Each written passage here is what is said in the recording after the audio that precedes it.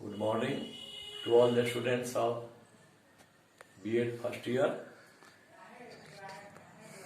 session 2019 to 2021.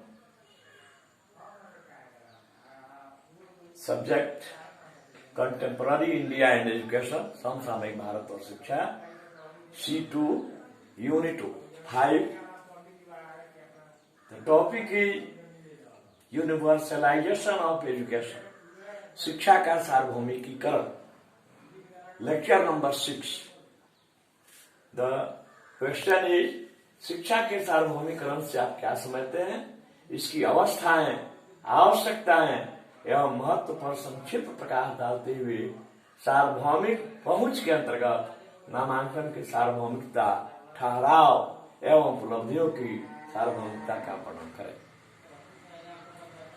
स्वतंत्रता प्राप्ति के बाद कुशल गणतंत्र तथा सबल राष्ट्र निर्माण हेतु निःशुल्क एवं अनिवार्य शिक्षा की अनिवार्यता 1950 में महसूस की गई और भारतीय संविधान की धारा 45 में, जो कि संविधान के चौथे भाग में राज्य के नीति निर्देशक तत्वों के अंतर्गत आता है, इस शब्द की व्याख्या की गई है. राज्य इस संविधान के लागू किए जाने के समय से 10 वर्षों के अंदर 6 से 14 आयु वर्ग के सभी बच्चों को बिना किसी भेदभाव के निःशुल्क एवं अनिवार्य शिक्षा प्रदान करने का प्रावधान करेगा. इसका सीधा संबंध प्राथमिक शिक्षा वर्ग 1 से 7 से है. अब शिक्षा में सार्वभौमिकरण हेतु अवस्थाएं, इसमें 3 अवस्थाएं होती हैं.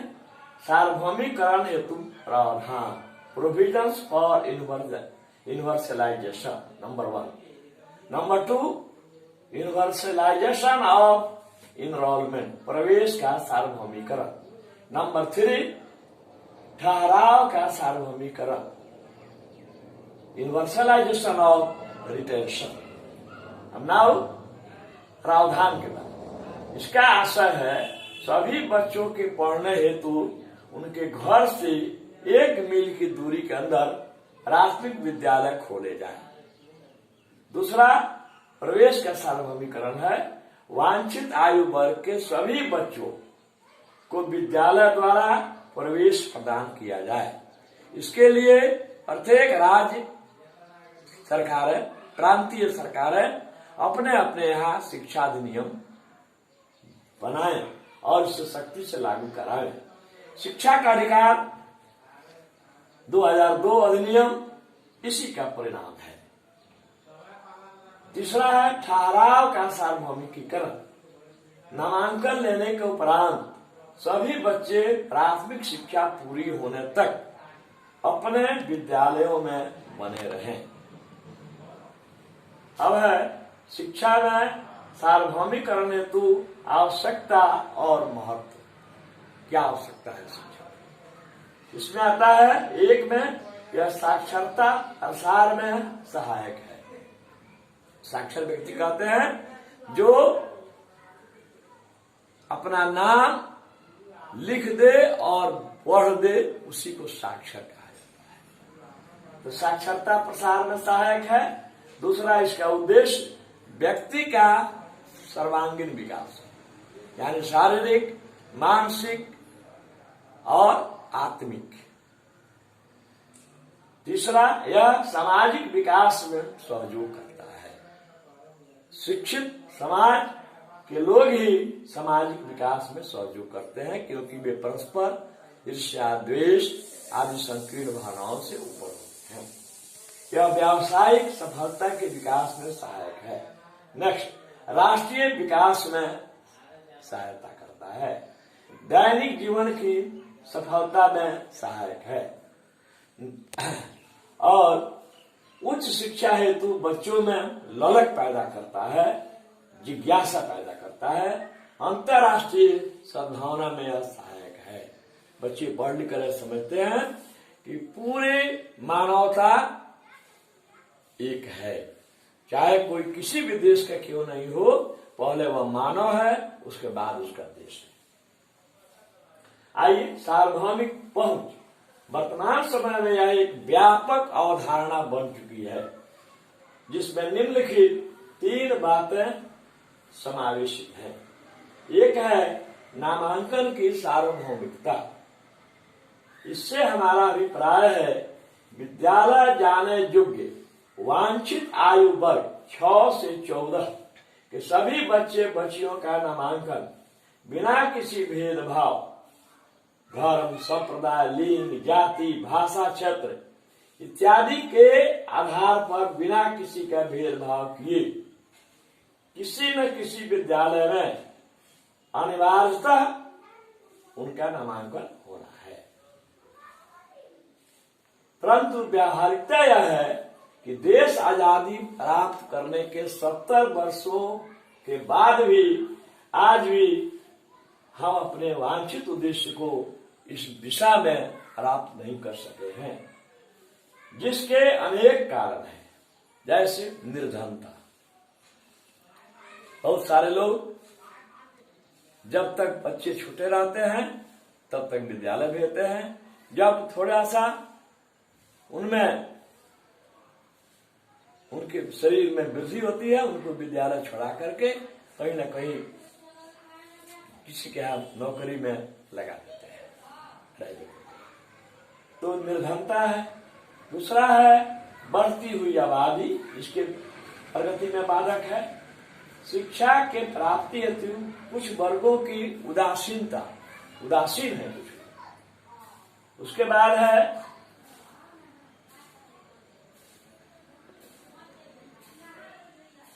पर्याप्त विद्यालयों का अभाव। बहुत सारे ऐसे गांव हैं आज भी जिनमें 1 किलोमीटर के अंदर कोई विद्यालय नहीं है, खासकर दियारा और जंगली क्षेत्रों। उसके बाद है अनाकर्षक विद्यालय एवं शिक्षण विधियां।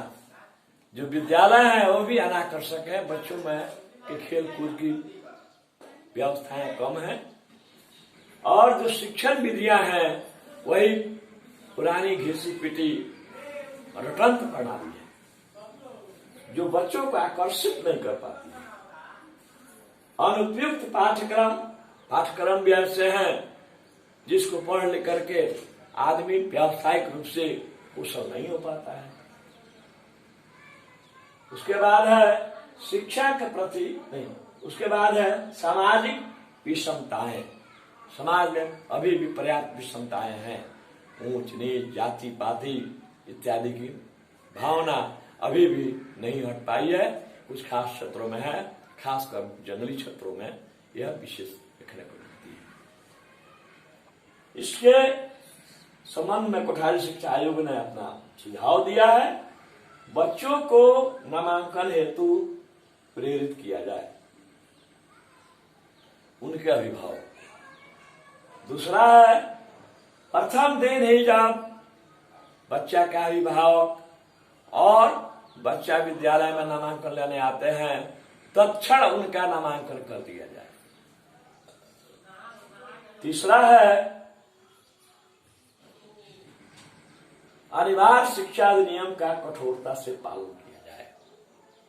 हम एक शिक्षक के रूप में भी अपना सुझाव दे सकते हैं, जो विद्यालय का पाठ्यक्रम हो वह रोचक हो, उपयोगी हो, व्यावहारिक हो, पंजीयन प्रणाली लागू किया जाए, गांव के लोगों से संपर्क बनाया जाए। इसके लिए विद्यालयों में शिक्षक अभिभावक संगोष्ठी आयोजित की जाए, अभिभावकों को बुलाया जाए, उनके छात्रों द्वारा प्राप्त किए गए अनुभव को उनके सामने प्रस्तुत कराया जाए, भाषण के माध्यम से या आपस में अंत्याक्षरी के माध्यम से या कोई प्रतियोगिता खेलकूद के द्वारा, ताकि अभिभावकों में विश्वास पैदा हो सके कि विद्यालय में पढ़ाई हो रही है। आइए दूसरा है ठहराव शिक्षा में ठहराव या शिक्षा में बने रहने की सार्वभौमिकता। इसका आशा है कि केवल विद्यालय में नामांकन करा लेना ही पर्याप्त नहीं है। यदि बच्चा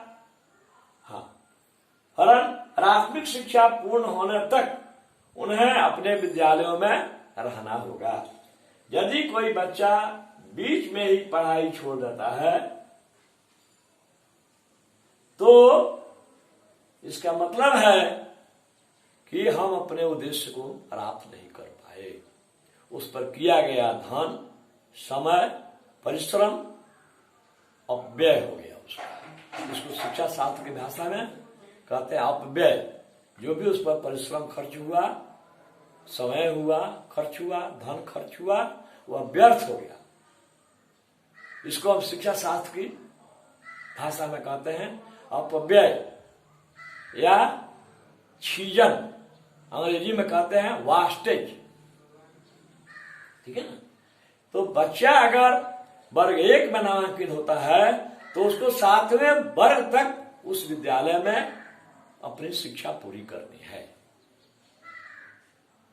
इस बीच में उसको नहीं छोड़ना। अगर वह छोड़ देता है तो उस पर किए गए सारे प्रयास निष्फल साबित हुए। जो भी खर्च हुआ समय, धन, परिश्रम का, वह बेकार चला गया। और इसको अपव्यय कहते हैं और इसी को छीजन भी कहते हैं, वास्टेज अंग्रेजी में कहते हैं।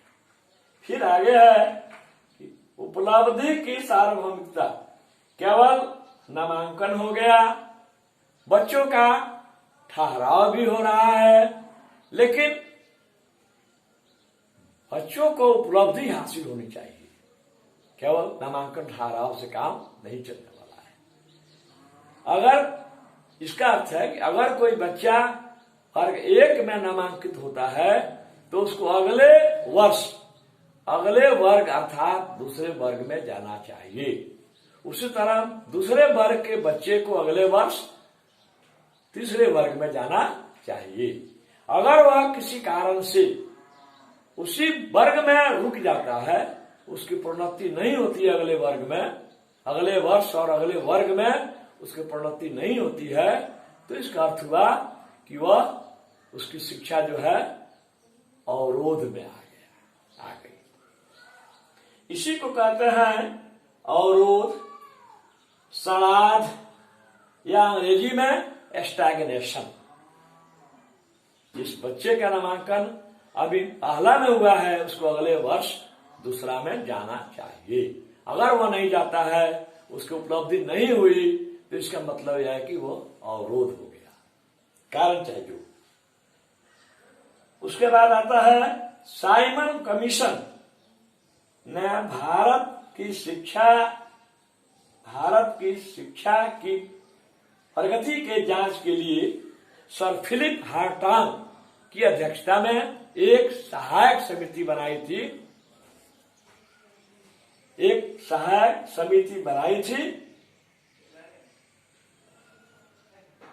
जिसने अपनी रिपोर्ट में शिक्षा में अव्यय एवं अवरोध की ओर राष्ट्र का ध्यान सबसे पहले आकृष्ट किया। इस समिति का नाम हुआ हार्टॉग समिति, क्योंकि इसके जो अध्यक्ष थे वे सर फिलिप हार्टॉग थे। और यह सहायक समिति साइमन कमीशन के द्वारा बनाई गई थी। उसके अधीन उसने अपनी रिपोर्ट में सबसे पहले राष्ट्र का ध्यान इस ओर आकृष्ट किया था, अव्यय एवं अवरोध की समस्या। उसने यह भी बताया है अपनी रिपोर्ट में कि यह समस्या केवल भारतवर्ष के लिए ही नहीं है, वरन राष्ट्र के अधिकांश देशों में इसकी समस्या फैली हुई है। अब इसके अव्यय एवं अवरोध के अनेक कारण हैं, जिसकी चर्चा हम लोग कर चुके हैं। नामांकन की सार्वभौमिकता, पॉइंट नंबर 1, सार्वभौमिक पहुंच के प्रथम बिंदु। आप देखिए सार्वभौमिक पहुंच का जो प्रथम बिंदु है नामांकन की सार्वभौमिकता, उसमें इसकी चर्चा हम किए हैं। इसमें कौन कौन कठिनाइयां हैं, कौन कौन कारण बन रहे हैं, निर्धनता, बढ़ती आबादी, शिक्षा के प्रति कुछ वर्गों में उदासीनता इत्यादि जो है उसी को इसमें कारण के रूप में लिखना है और समाधान के रूप में भी कोठारी शिक्षा आयोग का सुझाव या हमारा अपना सुझाव इसको देना है। उपर्युक्त विवरण के उपरांत हम इस निष्कर्ष पर पहुंचते हैं कि जब तक अव्ययम अवरोध की समस्या एवं उसके कारणों की जानकारी प्राप्त कर हम इसको समूल समाप्त नहीं करते, तब तक हम अपने प्राथमिक शिक्षा की अनिवार्यता की उपलब्धि व्यावहारिक धरातल पर लाने में कामयाब नहीं हो सकते। धन्यवाद। गागर में सागर भरने की बात है। जो प्रश्न हम लोग 20 मिनट 10 घंटे में पूरा करते हैं, आज उसको 10 से 15 मिनट में पूरा करना पड़ता है। यही सब शब्दों के साथ धन्यवाद।